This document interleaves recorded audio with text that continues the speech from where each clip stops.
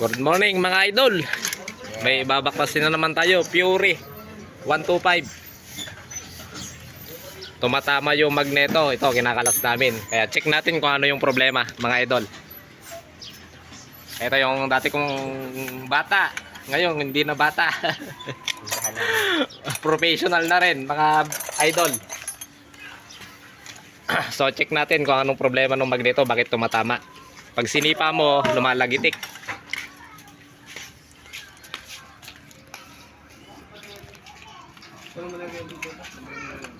So, baklasin muna namin mga idol.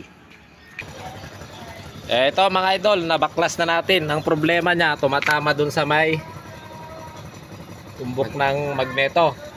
Ito mga idol, tumatama dito sa may tornilyo. Baliktad yung lock mga idol. So, gawin na natin. Kaya baklas idol. So yan, nabaklas na natin yung tornilyo mga idol. Mali yung pagkakalagay nung lock nung wire ng stator. So gawin na natin mga idol. So ang tamang pagkakabit idol, dapat nakaganyan po yung stopper ng wire. So mga idol, bago kayo magpapalit ng pyesa, check muna kung ano mga sira ng mga motor. Kaya iwas po tayo sa gastos. Huwag kayong maniniwala agad palit-palit.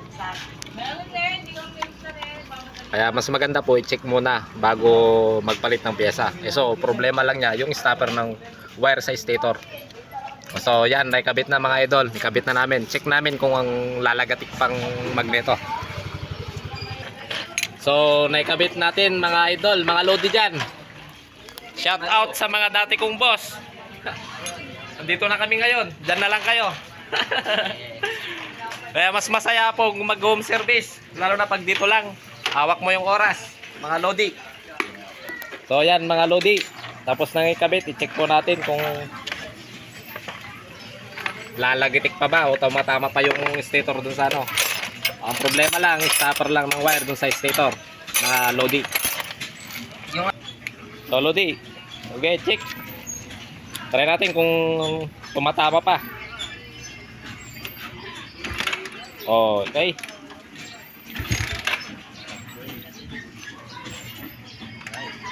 Papandarin na lang natin mga idol kung anong problema pa.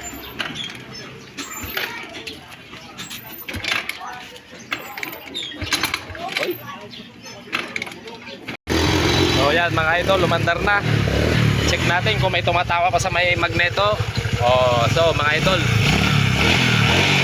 lodi talaga, wala nang tumatama. So huwag kayong basta-basta magpapalit ng pyesa. Dapat i-check muna bago kayo magpalit ng pyesa mga idol.